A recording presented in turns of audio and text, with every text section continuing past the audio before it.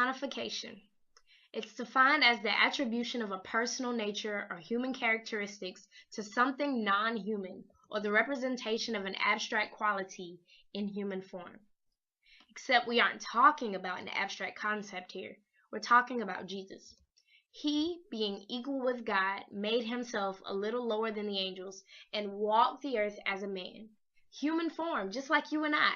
But the difference between him and us is he lived perfectly. Jesus came to the earth to be a demonstration of what we could never do by ourselves.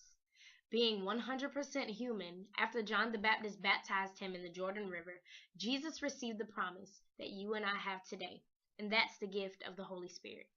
And Jesus received that promise because he believed his Father was very capable of helping him fulfill his duty here on earth. With the help of the Holy Spirit, Jesus was able to walk on earth upright and blameless. And everything he did right, he gave credit to his Father. He took none for himself, no credit. We're talking about a man here. Look, just like you and me, came to earth to live. And he lived so that he could be an example for us, so that we could have someone to pattern our lives after.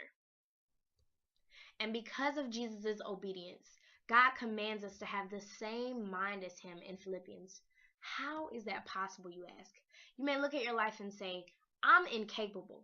But guess what? You're not supposed to be capable, because the Holy Spirit was sent to be very capable in you. Through him, we are empowered to live. Through him, we are empowered to keep going. Through him, we are empowered to trust, love, and forgive. You see, we are Jesus personified. We are his hands, his feet, his eyes, and his mouthpieces in the earth. We are empowered to carry forth our God-given purpose. It's because Jesus was our living, walking, breathing example while he walked here on this earth that we are able to live just like he lived.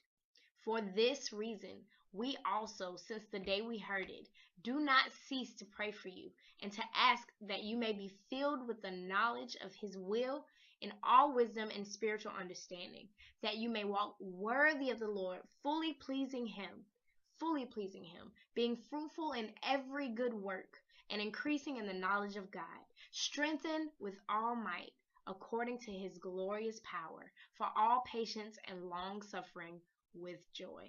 It's God's will that we know his will with his understanding, that we walk worthy, fully pleasing him, that we're fruitful in every good work, that we're always growing in our knowledge of God, and that we be strengthened with all might according to his power to endure this life.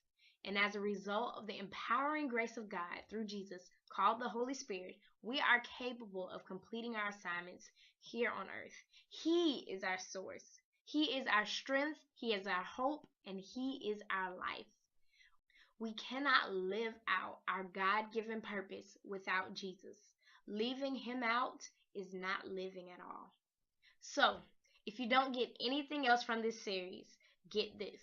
The gospel empowers you to be saved from the wrath of God and from being enslaved by the enemy. It empowers you to break free from the chains of doubt, fear, and defeat and live in freedom.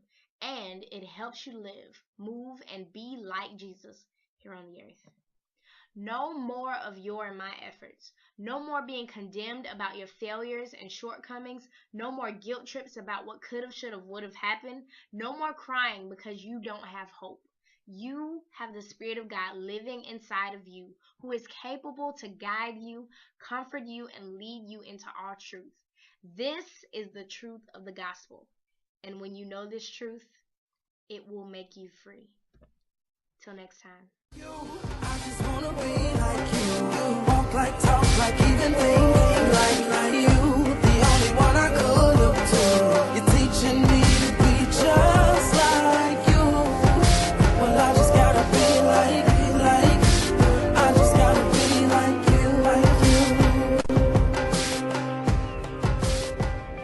Now all Hey everyone, thank you so much for tuning into my video series entitled What Does It Mean to Be Saved? I pray you got something from it. I know my hope is that you not only understand the gospel, but you really get a heart to receive it, to respond to it, and to live by it. And so I really appreciate you tuning in once again. If you have any questions or comments, feel free to comment below. Add comments on my Facebook, my Twitter.